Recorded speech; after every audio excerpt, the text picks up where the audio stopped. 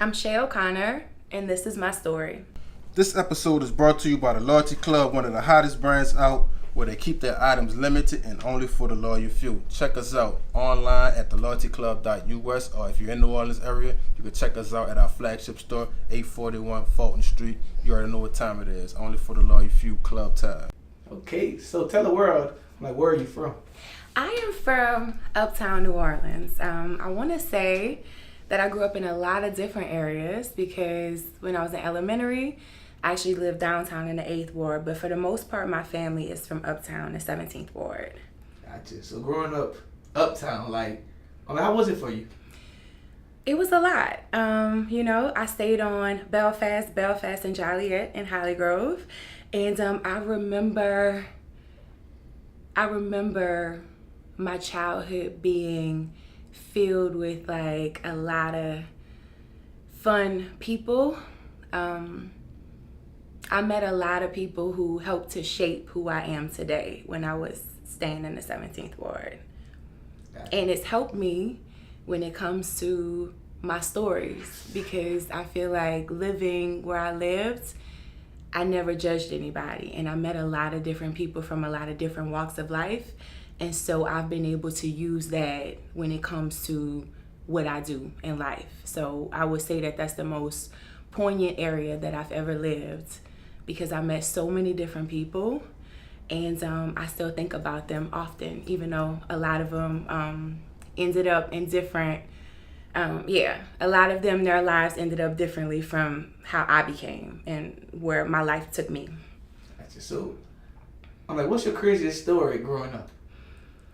Ooh, there's so many. When you say that, just like one memory, I always remember that. Okay, something that stands out to me is the fact that my dad was on drugs my whole childhood. So growing up with a father that was on drugs, it was definitely difficult for me and my siblings because I have 4 older siblings. My mom and my dad have been married. They've been married this whole time. And so, I just feel like that definitely changed a lot for me. It made it to where, I don't know, it's just really tough. Gotcha. So, growing up still as well, what high school did you actually go to? I went to Eleanor McMain from 7th through 12th. So how was that for you? Eleanor McMain was very fun.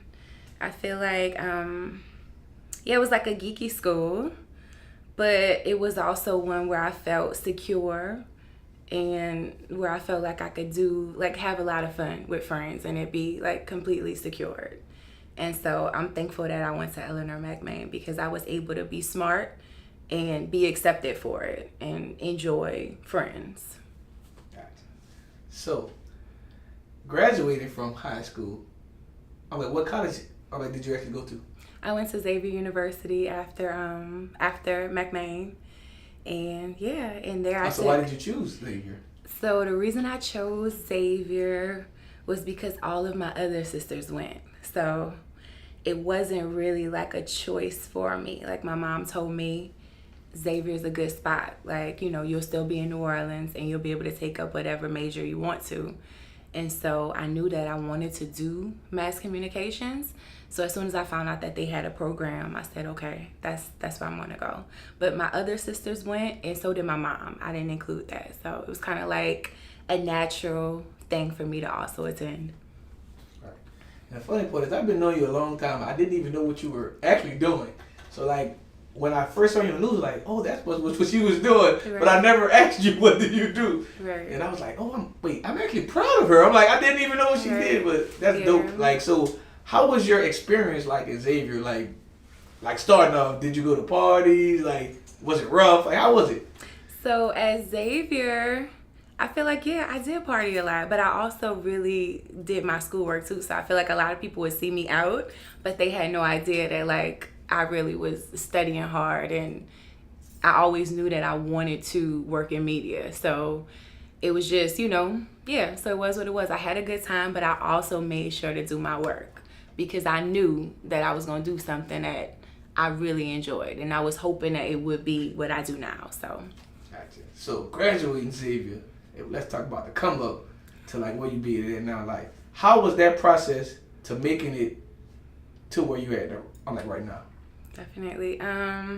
So after graduating, okay, so while I was in school, and sometimes you would see me out, I also was interning at news stations. So that's something that you probably didn't know. I was interning at Fox 8, interned at Channel 4. For a little while, like after graduating, I did like it was production assistant work where I would prompt for different people. I would put up graphics at like Channel 8. I was getting paid like $7.25 an hour. So that's why you would see me sometimes, because I also like had other jobs. I also worked in public relations. And so, yeah, at that time, I just knew that I had a dream. And I'm like, even if I have like 3 jobs, I'm going to do it. And even though I'm getting paid $7.25 at this news station, I'm just going to like make money in other ways that are all respectable ways so that I can get to where I want to be. So at some point, I'm like, okay, they're not going to put me on air here because they feel like I need to have more experience. So that's when I left and I went to Jackson, Mississippi for 2 years. And I was my own reporter, cameraman, editor. I would have to go out and shoot stories. Then I would come back, I would edit them, and then I would have to present them. And then they're like, Shay, you work really hard. You're going to be an anchor now. And so that's when I became a weekend morning anchor. And then I would also report, still editing and shooting my own stories until I found out that there was an opening in New Orleans. And that's when I said, I'm going to go back home. I'm coming home. Yeah, I'm coming home. So, being on the news, coming back to your city, coming back to New Orleans, was it always one childhood dream of yours to actually be on the news? Because before you answer that, because I know a lot of people kind of camera shy. Mm-hmm. Have you ever kind of like went through that? Oh yeah, like when I first started, I was so nervous.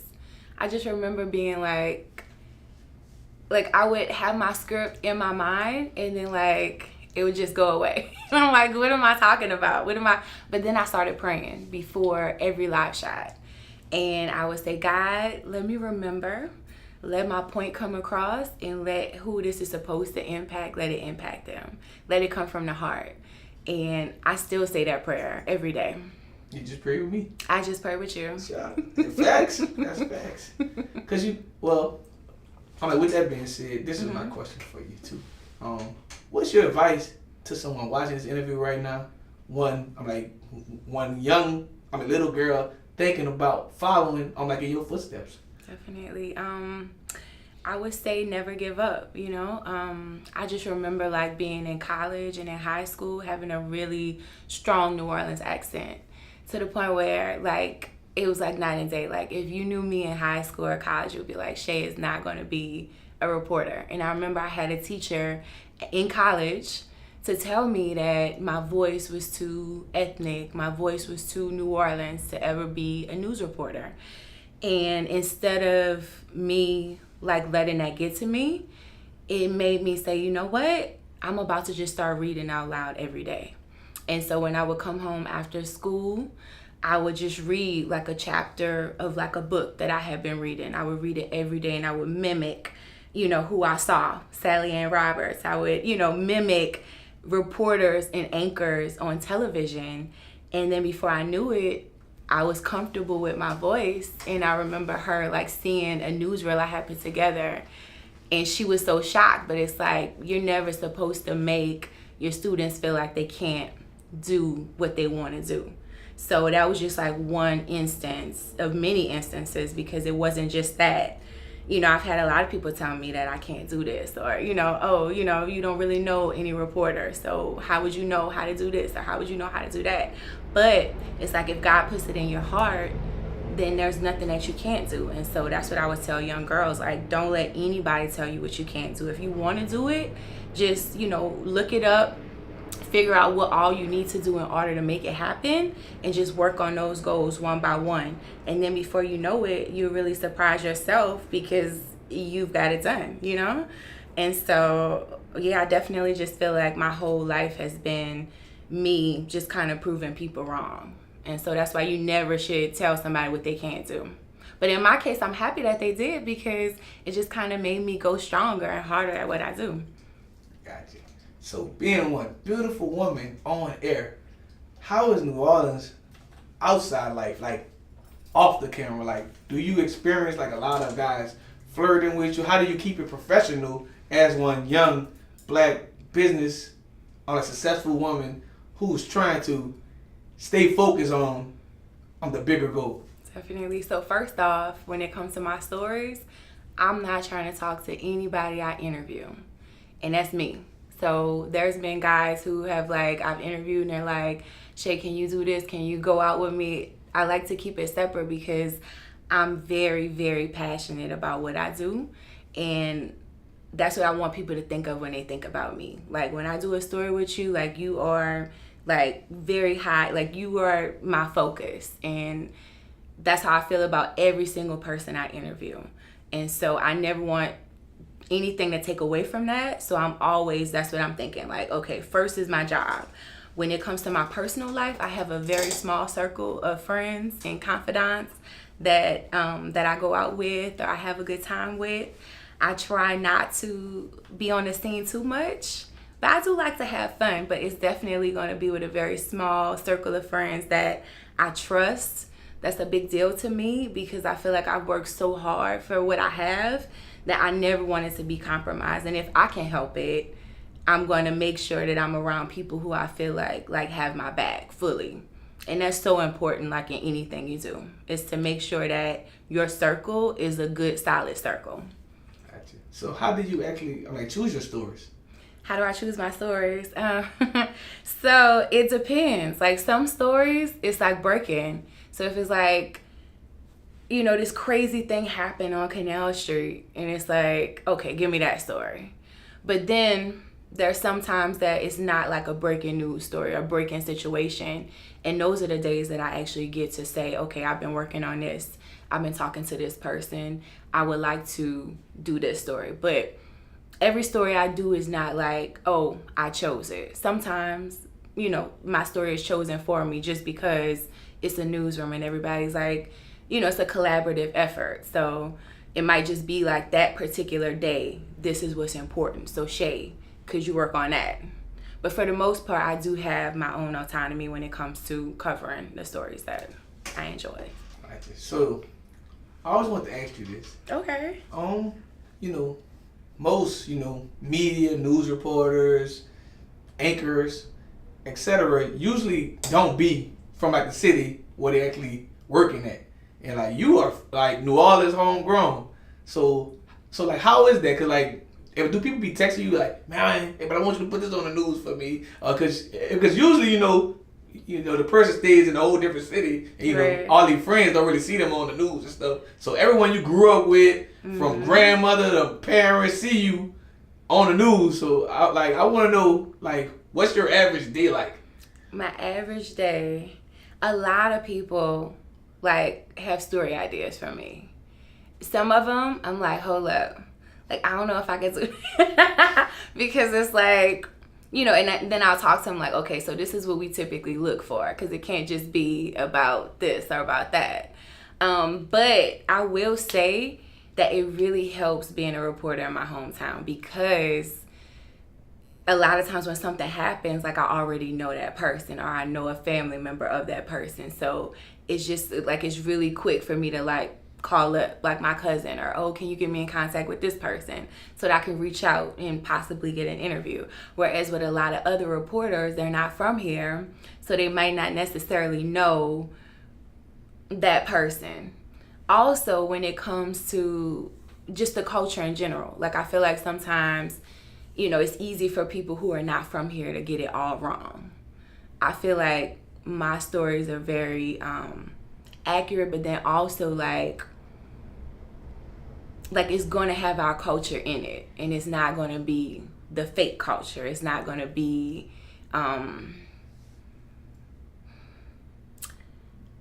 never going to sell a New Orleans person out. Like my stories are for us. That's why I wanted to be a news reporter. So it's always gonna be true to the New Orleans story. And I can say on air right here that I can say that I think that your job really loves you, because I always see you. So whatever you're doing, you gotta keep doing it. Anyway, I want to say that. Thank you. But also being from here, do you ever feel like one of those times you have to report one story? It could be too close to home. Yeah, I remember reporting. I remember one of my friends was killed. That happened on Broad, and I don't know. It was I know her. I grew up with her, and it was this weird feeling, because it's the reporter in me is I want to get the story, right? So it's you want to get the story, you want to tell it the right way, because most of the time when I do the stories I do, it's not because I just want to do it. It's because I want it to be done right. And I don't want it to seem like our culture is being extorted, or somebody just telling it and they don't really care. So that's why a lot of the stories I take are the stories that I take. So that's for one. But I knew this girl, and a part of me was don't do the story. Give it to somebody else, because she was a really good friend of mine. But I took it anyway, because I wanted to, like I said, make the story the right kind of story. Do it in a good way. And I cried the whole time. And I don't even know if it came out the right way, because just reporting it, I stuttered a lot, because it was just I really loved her. And, I still think about her to this day, her child that she left behind. So yeah, so there are certain stories where it's just wow, should I have just given that to somebody else? But then it's I know that the family really wanted to see me, so I went there, and it wasn't right if you do it. Right, and they felt totally comfortable sitting down with me. It wasn't we're just interviewing. It was okay, let's sit down first, let's talk, let's pray, and then what do you feel comfortable talking about, versus let me just ask you all of these crazy off the cuff questions. What do you feel comfortable talking about? Let's do that. And so I feel at the end of the day, they wanted me to do it. But for nights, I could not sleep after that. And I still think about that story in particular. So, just me, I don't know. Do you, talk to your boss before something like that? Tell him, if this story, too close to home.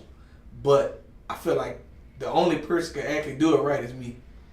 Yeah, I definitely talk to people beforehand, and they ask me Shay, are you comfortable with doing it, because we don't want it to affect you too much. I was yeah, I'm gonna do it. And then after that, I feel it came out good. But how can it come out good? It wasn't. I wish it never happened. Right. Good situation. Right. So I got this question for you. Also, kind of pertaining to your job. How do you feel? Basically, do you feel it's very important to have one good, workspace? Yeah. So with supportive, people as well. Right. Yeah. So I feel everybody's supportive. When it comes to my job, what I do is for the community. So when I come in, from before I even go into work, I'm thinking about, okay, what would be a great story? What would have a lot of impact? So usually I wake up 2 hours before, or 2.5, 3 hours before, just to kind of figure out what I want to cover. And when I get to work, that's all I'm setting up. I'm setting up for my story. So I just make sure I have a positive energy, and I have positive energy by making sure that I get good sleep, and that I stay prayed up, because a lot happens. And just given all of the trauma here in New Orleans, you have to make sure that you're prayed up at all times. It's a blessing. So, in the new times, back in the day, if the news reporters would only just kind of post on the news, but here in 2024, you kind of post on both. You got to post on social media and everything like that. So, do you feel like sometimes you like posting on your own personal Instagram gets a little too personal in your DMs? Wait, hold up. I mean, like basically people sending you things. Like I'm not talking about nothing like nasty. Nothing. I'm talking about like basically people coming at you the wrong way sometimes, or different. Just saying things how they feel, and like sometimes you might not always agree to what they're saying in your DMs. Because you know, back in the day, like news reporters didn't have to deal with that because no one knew their personal page or personal lives. So it helps because a lot of people will specifically send me messages before it even gets to my news station or before it even becomes news. Like, Shay, this is what's happening. Can you come to interview with me about this? So I feel like I get a lot of news tips through my Instagram and social media, and that's important to me. So I feel like social media has, I don't know, like it makes me better when it comes to my reporting, because then I can really like connect with the community. Yeah. Gotcha. So let's break it down. What is an average day like from you, waking up all the way until at night? So I wake up maybe around like 6:30, and I'm looking through emails, I'm looking through Nolazine.com, I'm looking at articles from everywhere, because I just want to make sure that I'm up to date and abreast of everything happening as it has happened, like when I was sleeping, what was going on when I was sleeping. And so, yeah, so I wake up early, I read a lot of emails, and then before I know it, I send in pitches, which is like different story ideas that I think would be impactful. And then we come together. It's a collaborative effort, and it's like, okay, Shay, we think that this would be great for today. And so then from there, I go out on stories, I get interviews. Sometimes it just depending on what happens, it could be a lot, you know, because I do cover a lot of violence in the city. So yeah, so I have to definitely just make sure I'm mentally prepared on some of the scenes that I go on. But I have a deadline that everything has to be written by, because it has to be edited, and then I'm preparing stuff for 4, 5, and 6 p.m. Gotcha. My biggest story usually airs at 6. Okay. So today we are here at the Loyalty Club, and I gave you a chain, you know, so I have to ask you the question. Mm-hmm. What does loyalty mean to you? What does loyalty mean to me? It's everything. I'm a Scorpio, so Scorpios, that's all we do, you know. All of my friends have been my friends for a long time, and there's nothing that I wouldn't do for my loved ones. And in that same way, I feel that way about my community. I feel like New Orleans, I'm loyal to, because I want to make sure, like every day I go out, my thought is, I'm going to tell the best story. But not only that, like I don't want it to be slanted. I don't want it to be partial. I want it to be straight down the middle. But not only that, like I want to make sure that the person who I interview, that they feel like their voice was heard through it. So I try to magnify the voices of people here. And it's definitely a passion for me and something that I'm loyal to. Okay, that's a great answer. So, where do you see your career going, 3 years from now? I don't know. I feel like it'll just get bigger. I feel like I can see myself being a talk show host. I can see myself... a daily talk show. Yeah, I would love that. You know? I don't know if I'll still be here, but I would love to stay. Yeah, but I don't know. I just see a lot of things happening for me, including an organization for young girls. I feel like if I had more mentors when I was younger, then I could have did what I wanted to do early on. And I feel like that's something that we miss is, you know, people actually mentoring people here in New Orleans. I feel like more young boys need mentors, more young girls need mentors. Everybody should have like a little sister that they're bringing around and showing the way to, professional women, because sometimes you just need to know that you can do it by seeing somebody else do it. And so I'm definitely going to be starting an organization soon too for young girls. Okay, gotcha. So, last but not least, tell the world, where can they find you on social media and everywhere else? At news_bay_Shay. Ooh, how about just Shay O'Connor WDSU too on Facebook, and Shay O'Connor WDSU on Twitter.